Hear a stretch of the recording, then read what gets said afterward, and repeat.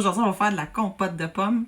Je sais pas si je vais acheter des fraises, des bananes, parce que j'ai plusieurs trucs que je voudrais utiliser. C'est des fraises, c'est des pommes du dumpster diving et quand je les épluche, je garde toutes les épluches de pommes, les belles.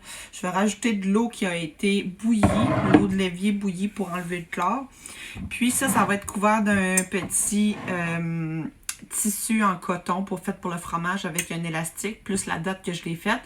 Ça va être brassé régulièrement tous les jours. Ça va être 1 mois à l'ombre dans le garde-manger. Puis ça va créer du vinaigre de pomme, tout simplement. Parce que les pommes, c'est sucré. Fait que ça va faire une réaction de fermentation. Et c'est ça. Après ça, il va être filtré. Puis je vais garder le vinaigre de pomme. À date, dans tout ce que j'ai, je vais vous sortir ce que j'ai. Tout ça de vinaigre de pomme, plus un autre litre dans le frigo. Fait que ça va vite. Que ce soit dans les salades, les mélanges, les trempettes, n'importe quoi. Fait que ça peut être utilisé pour le lavage, pour laver, les produits nettoyants, etc. naturels. Fait que tant qu'à le jeter, on va l'utiliser. Fait que j'épluche tout ça. J'avais un gros sac de pommes comme ça rempli. C'est des pommes variées, ok? Fait que je choisis pas vraiment nécessairement. Il y en a qui sont moins belles, il faut que je jette. Mais en général, c'est très bien. Puis ensuite, je vais les mettre dans des pots. Puis j'ai gardé mes pots de la dernière fois que j'ai fait. J'ai fait de la sauce, de la salade de fruits. Je vais tout canner en même temps. Fait que comme ça va valoir la peine. Magnifique outil que je ne me servais jamais, qui fait sauver énormément de temps. Tout simplement, on va mettre ça au centre. Je pense que tout le monde connaît ça, mais moi, j'étais comme, c'est un autre gadget qui ne me servira pas. Mais finalement, c'est génial parce que je vais prendre tous mes morceaux. Regardez, il est mal fait, ça, là, mais tous mes morceaux vont aller direct dans ma compote de pommes. Et le centre, je vais le sortir comme ça. Puis je vais le mettre, le centre, pour mon vinaigre de pomme dans le pot, tout simplement. Pour le vinaigre de pomme, c'est simple. Ça équivaut à peu près à un 2 litres, si je ne me trompe pas. Il faut que ça soit en verre, là, évidemment, là, que ça soit stérile aussi. J'ai mis à peu près 1 litre d'eau. Puis vous voyez, quand je l'écrase, il est pas mal plein. Fait que normalement, il faudrait que je rajoute de l'eau, mais ça va donner, mettons, s'il y a 2 litres d'eau et de pomme, une fois filtré, ça va donner peut-être 1 litre de vinaigre de pomme. Fait qu'il faut que ça macère pendant 1 mois. On le brasse à tous les jours. Puis on n'ajoute rien dedans. Il y en a qui ajoutent un peu de miel, du sucre, mais moi je n'ajoute pas, ça fonctionne super bien. Une fois terminé, ça me donne tout ça de pommes, tout entassé. Donc je vais remplir d'eau pas jusqu'au bord, mais jusqu'ici, parce qu'en venant le shaker à chaque jour comme ça, de gauche à droite, je veux pas que ça revole trop.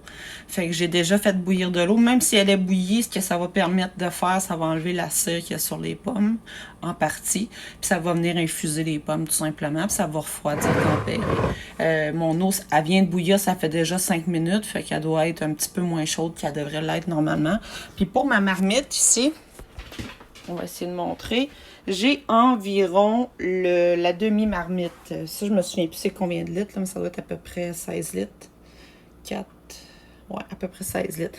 Fait que ça se peut que je rajoute des fruits.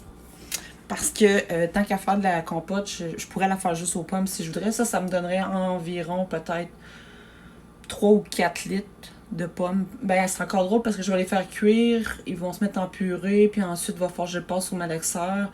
Fait que ça va me donner peut-être 3 litres de pommes. Fait que si je veux en ajouter, je sais que j'ai des fraises qui sont moins belles. Fait que je pourrais les ajouter. J'ai des bananes aussi. Fait qu'on pourrait faire une compote de pommes, fraises et bananes. Mais vous pouvez y aller comme ça.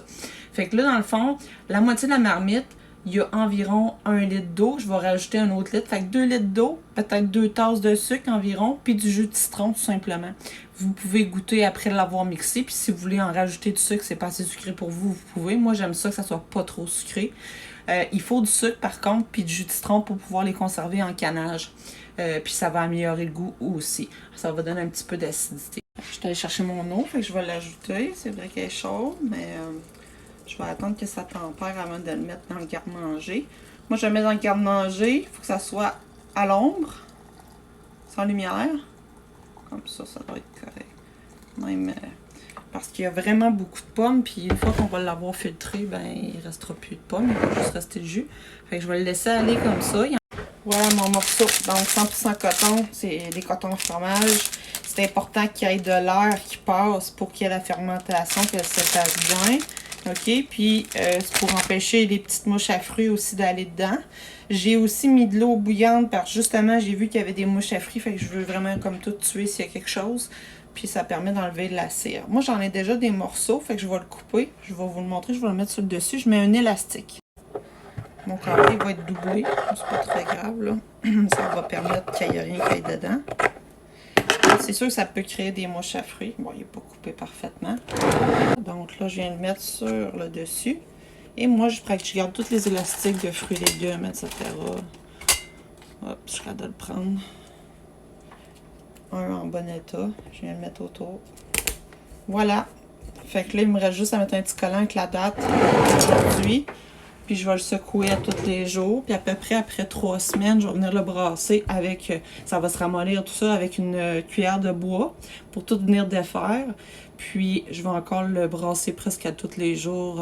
Puis après 1 mois à peu près, on peut faire un test avec du bicarbonate de soude pour voir si ça pétille. Ça veut dire que ça va être un vinaigre. C'est aussi simple que ça. Puis après ça, vous venez le filtrer avec les fils de coton qui vous restent. Puis on garde pas les trucs de pommes, on va les mettre au compost. Puis on va garder le vinaigre de pomme. Même s'il reste un petit dépôt, dans le fond, c'est pas très grave, là. En général, on vient le squeezer et tout ça. Fait que ça va être dans le garde-manger, à l'ombre, sans lumière, pendant 1 mois. Puis on le brasse à tous les jours, tout simplement. Puis ça va avoir du vinaigre de pomme maison. Fait que tant qu'à faire des batchs de pommes, là, je sais que c'est le temps des pommes. Fait que ça vaut la peine, tant qu'acheter les retails. Vous avez vu le gros sac que j'avais, ça a quand même rempli un 2 litres de pleurs puis de cœurs de pommes. J'ai mis les cœurs aussi, au fait. Puis même si les pommes sont pas tant belles, tu sais, ça va super vite, là, couper ça. J'ai pu à couper les pommes, ça m'a pris vraiment moins de temps que d'habitude. D'habitude, je faisais tout ça en main, j'enlevais le cœur, etc. Mais là, ça a vraiment pas pris de temps. Puis de toute façon, ils vont être mis en purée. Fait que même s'ils sont pas belles visuellement, ça pourrait se recouper en deux pour faire des tartes, des croustades, etc. sans problème. Moi, je vais attendre que ça tempère. Je vais mettre ça dans des pots maçons de vitre. Je vais mettre des petits capuchons en plastique comme j'ai qui se twistent, là. Puis, je vais les mettre au frigo avec le reste de trucs que j'ai. Puis, quand je vais être prête à faire tout mon canage, ben là, j'ai une autre grosse chaudière comme ça, avec un ring en métal dans le fond. Il me semble que j'ai trouvé ça au Dollarama. Je pense que je pourrais vous le montrer tout de suite, 2 petites secondes. Je pense que les chaudronnes comme ça, c'est comme standard, là, mais il y en a une des deux, moi, qui fonctionne. C'est vrai qu'il est brisé, par contre, il s'ajuste, là. Il y a des petites pattes. Ça, c'est fait normalement pour mettre les biscuits ou à côté de quoi. Puis, je peux le mettre dedans, dans le fond. Fait que ça permet que mes pots maçons accotent là-dessus, puis que quand ça bouille, ça bouge pas. Sinon, l'autre truc, c'est vous mettez un linge de coton dans le fond, tout simplement. Fait que je vais essayer de faire une vidéo quand je vais faire mes pots maçons, si vous voulez voir comment les canner, là, c'est vraiment simple. Mais il faut respecter les étapes pour être sûr qu'ils ne brisent pas, puis qu'ils soient bien scellés. Voilà, j'ai pas mal terminé. J'ai le 1 tiers à peu près de la chaudronne. J'ai mis à peu près 2 litres, 2 tasses de sucre, 1/4 de tasse de jus de citron. Puis j'ai ajouté environ 6 bananes et 2 casseaux de fraises. Fait que ça va être une purée pomme, banane et fraises. Ça va être excellent. Si vous faites la compote de pommes, justement, ou banane, juste banane, je suis pas sûre, mais vous savez que vous pouvez remplacer les œufs d'une recette par des bananes. C'est plus des recettes végé, si on veut. Puis, vous pouvez aussi utiliser la compote de pommes, faire des pains, des choses comme ça. Fait que quand vous pouvez les canner puis les garder, vous pouvez les utiliser au fur et à mesure. Vous pouvez les prendre en lunch aussi, mais c'est quand même intéressant de faire du cannage avec ça. Donc, après environ 30 minutes de cuisson, j'ai passé le mixeur plongeant. Il reste encore quelques petits morceaux. Fait que je passe le mixeur plongeant pour au moins 5 minutes. Sinon, vous pouvez prendre un malaxeur tout simplement. Ensuite, on va le laisser reposer, refroidir, en tout cas température pièce. Puis après, on va le mettre dans des pots maçons.